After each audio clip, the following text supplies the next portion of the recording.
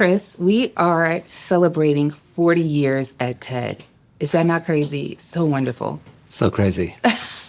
40 years. It's funny, TED started the year where I thought the world was going to end, 1984.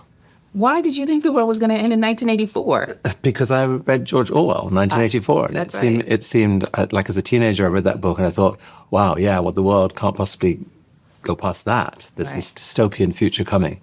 And it's so funny that now that seems so long ago. Mm-hmm. And actually, that was a year when Richard Wurman and his co-founders thought, wow, technology, so much possibility, especially if you combined it with entertainment and design, all these things could happen. It was the year of the Apple Mac and compact discs, and there suddenly seemed like this incredible technological possibilities that could really change things and be a broader part of the world. And they were right, and it turned out that way, and it just built through the 90s, early 90s, so much optimism around what technology could be. But it was a long time ago. Well, I guess the future seems so bright after kind of 1984. Instead of you thinking it was kind of the end of the world, it was like, oh, what is the world evolving into? This is amazing. Yeah, I mean, there was certainly in the West, there was a lot of optimism. Mm-hmm. The fall of communism, rise of technology. People spoke of the end of history. Western ideas were going to win and spread it out across the world. And the internet, I remember Wired magazine in the late 90s publishing these articles that were basically implying that the rules of economics had changed forever and that we were in for this long boom, that might last our lifetimes, driven by the power of spreading knowledge. Right, right. Well, you just did a conversation with Richard Wurman, who is the founder of TED. And we have that on TED.com. That was a great conversation to kind of look at the history of TED. But now I want this conversation to kind of look at the future of TED. So one of the things that we're kind of evolving is our tagline and our mission statement, from ideas worth spreading to ideas change everything. That's a very, very powerful statement. Why are we leaning into that now? For several reasons. I have loved ideas worth spreading. That happened when we started sharing talks online, and we were trying to figure out, why are we doing this? Why are we giving away our best content? And the idea that seemed to land with everyone as well, because these are ideas that are worth putting out there. And so it was intended partly as a little nudge to people. You watch this talk, you better share it as well. And I think that helped create TED's virality. It also, although we didn't really talk about this, it puts a little obligation on anyone watching a talk. Ideas worth sharing. I want to do something with that. Today, we are deluged with content. There is so much.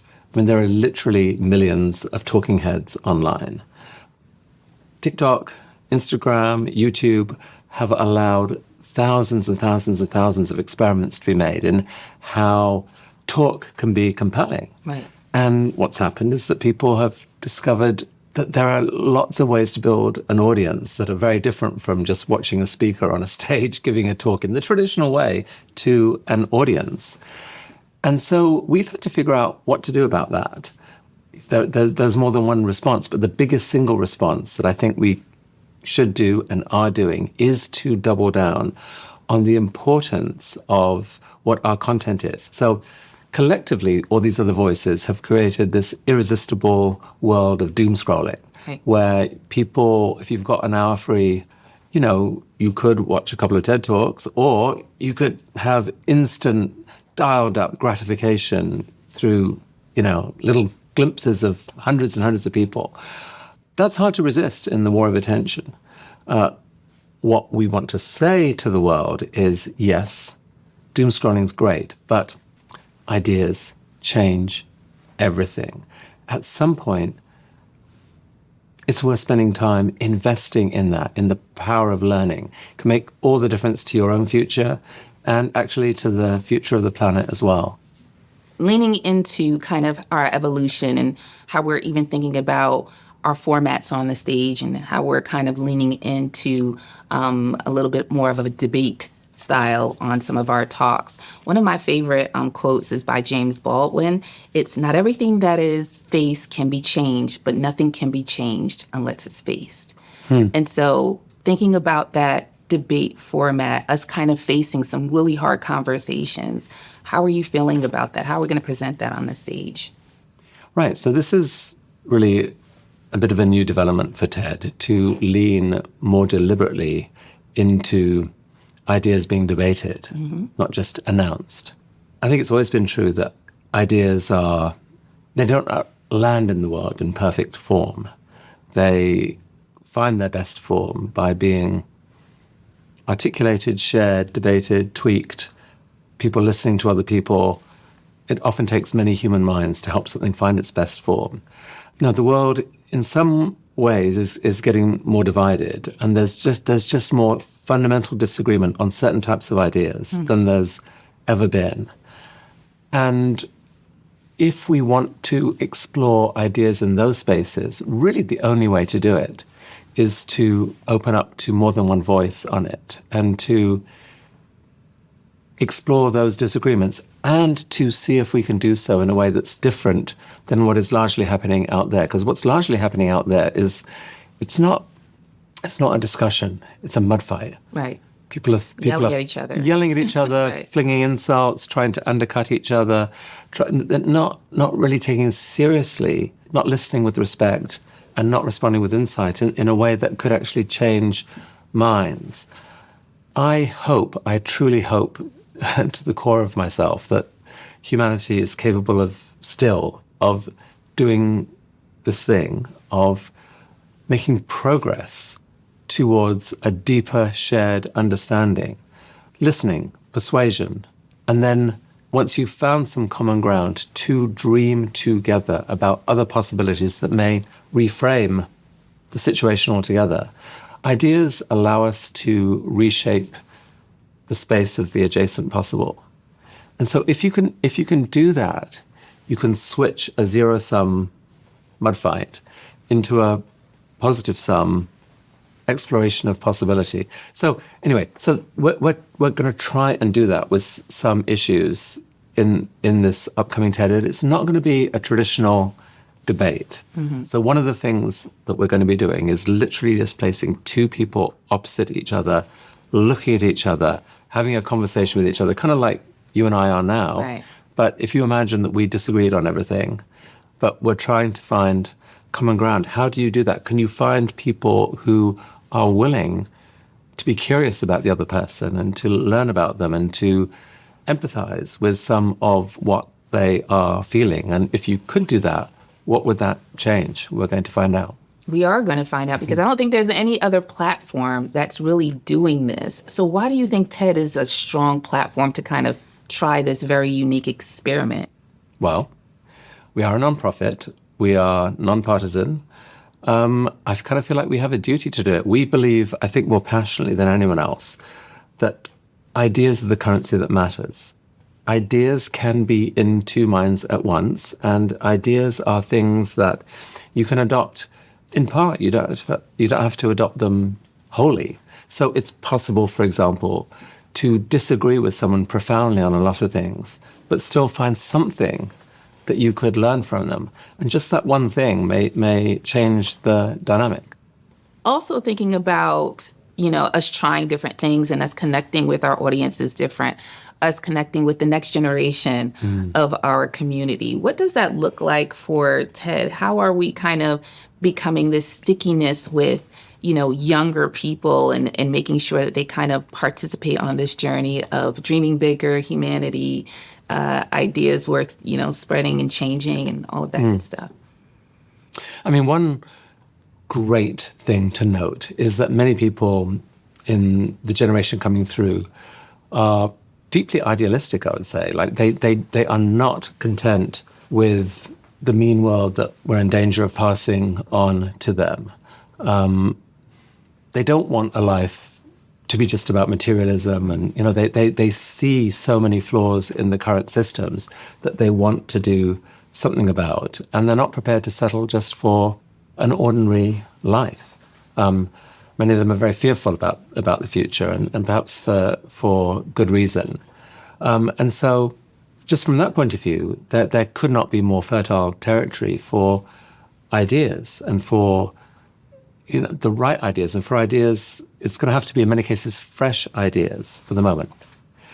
One other thing that's remarkable about the generation coming through is how much they have innovated on how ideas can be shared.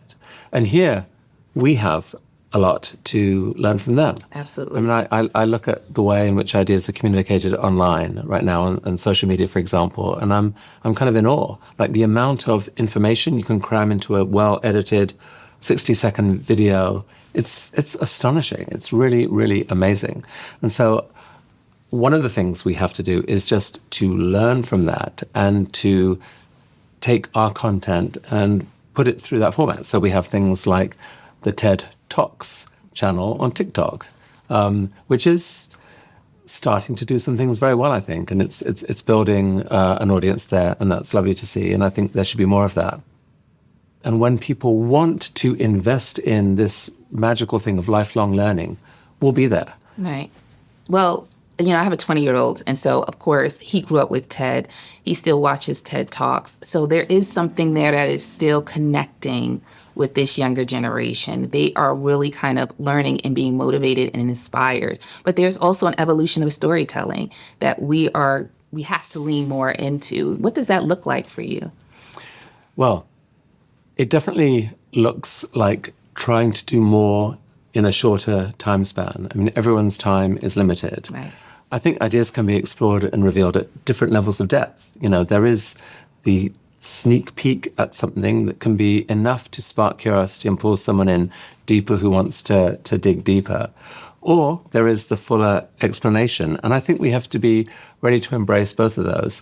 I think we need to be ready to innovate and to invite some of the people who have learned these incredible skills from TikTok and YouTube and elsewhere to be our next generation of speakers and to show how to use those skills on the TED stage, which is why I'm so excited about a project you, Monique, have been pushing, which could be incredible, called TED Next. That's right. This is a great segue into that with this conversation.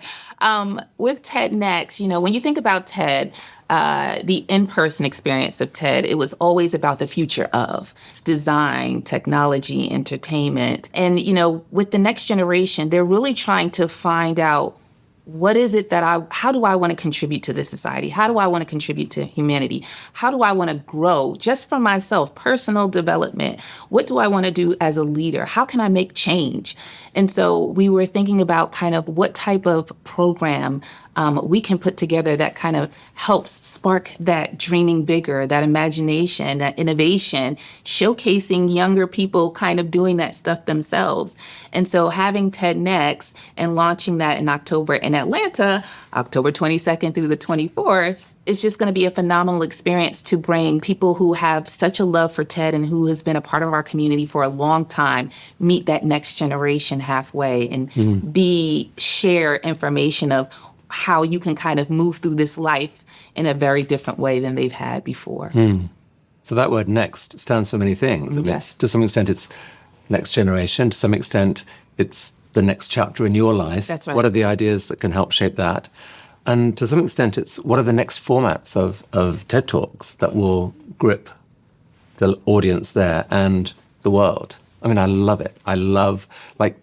TED has always been about innovation and dreaming, and this is going to be a paint box where people can paint their dreams like never before. And I know TED is doing a lot with impact and really thinking about how we kind of make positive momentum for society as a whole. Do you want to talk about any of the impact initiatives that we have here? I've always believed that ideas are the biggest single driver of impact, Right. that an idea whose time has come is unstoppable. But there is a big gap between an idea and actually building that idea into the future. And often to get across that gap takes a group of people coming together. It may take very significant sums of money. And so we've spent more and more time thinking about, is there any role that we could play there? And probably the thing I'm most excited about in that regard is this thing called the Audacious Project that's become a growing part of TED and the TED community. I mean, it's a project that's incubated here at TED, but it impacts many people outside, because what it does is that it allows people's biggest dreams to be turned into reality. So in the world right now, like I'm obsessed with entrepreneurs of all kinds. Entrepreneurs famously, they dream up these new business ideas, they get funded by venture capitalists, they go through an IPO and they build a company and they don't have to raise funding again. And for all the flaws in that process, it's kind of amazing that it can happen, and it gives us all the things, our smartphones and Uber and so many of these things that matter to us in our life. It all came through this process. There's a whole other category of ideas that tackle system change, that tackle problems in the world that can't be solved by making a product that has a profit margin on it. Right. And so there's this whole other category of entrepreneurs, so we call them social entrepreneurs, who have an absolutely horrible time trying to raise money for their dreams. They don't have an IPO, for example, to achieve it. They have to raise money one damn meeting after another. It can take 10 meetings before you get any funding. It's then much less than you need, and it comes with strings attached. And so much of the social entrepreneur's experience is one of being ground down and having to cut back on your dreams. This is a tragedy. Right. We should not be sentencing the people who are frankly global heroes to spending half their time trying to raise money and often failing. So the Audacious Project was an attempt to do something about this, to say to social entrepreneurs, okay, what actually is your biggest dream? Assume money is no object. What actually could you build? Could you possibly send shivers down my spine with the excitement of this? And turns out that they can. We get in like 1,000 applications a year for this. Go through a process of trying to find, in the end, 10, just 10 that are really credible, that have evidence to back them, are led by someone or a team that we really believe can grow. Often we're talking about basically, say if it's a nonprofit organization, of quadrupling the size of that organization in a short period of time so that they can reach these other dreams. And we work with them to turn these dreams into a credible multi-year plan. And then we bring together donors. And in the TED community, happily, we have had connections with people who've been incredibly successful and who want to give back. Right. When you bring a group of them together at one time, something amazing happens. They look at these plans, they pick the ones they like, and with the clock ticking, they have to decide whether they're going to support them or not. And time and again, I've seen in the last hour of these 2.5-day retreats, they will all go in. It's infectious generosity. Someone says, I'm in. Someone says, well, then I'm in, and I'm in, and I'm in. And literally at the last retreat, this process raised more than $1 billion for 10 different projects that were all funded. So they're not just getting funding for thousands, they're getting funding for millions. Yeah. Typically, these projects are getting they then have funding for the next 5 years. Say here's a $50 or $100 million plus commitment over those 5 years, so they can get on and do the work. So it's a bit like a kind of an IPO moment for a nonprofit. And Monique, it's been so joyful to see this take off. In the online world, everything either reaches critical mass and then lifts, and you get a positive cycle spinning, or it fizzles. Here, there is a positive cycle spinning, and I'm really so excited about it and where it could lead. It's absolutely amazing that we get to participate in something like that to change the world, one idea at a time, right? Final question. We just celebrated 40 years. What does the next 40 years of TED look like? It's going to be shaped by ideas, and many of those ideas won't be mine. I mean, I think I'm 67 now. I'm 67. So I'll definitely be in the picture for quite a while yet, dreaming, doing my bit to dream. But I'm so aware that TED needs to be made ready for the next generation. It needs to be carried forward. Right. And ultimately, what we've learned at TED again and again is that when you let go, amazing things happen. TEDx, I mean, that is an astonishing, unexpected global phenomenon. 3,000 events globally. which happened because we let go. We said, we do have opinions on how you should do a TED event, but you know what? We're going to trust you to do them. Thank you for listening to our advice. Now it's over to you. You do it. And these 3,000 teams around the world have amazed and delighted us with what they've given us back. So there's some kind of version of that in the future of TED over the next 40 years, of letting this thing go to an incredible community and being astounded at the imagination that carries it forward and allows it to continue to shape history, as ideas always have, and I hope they always will.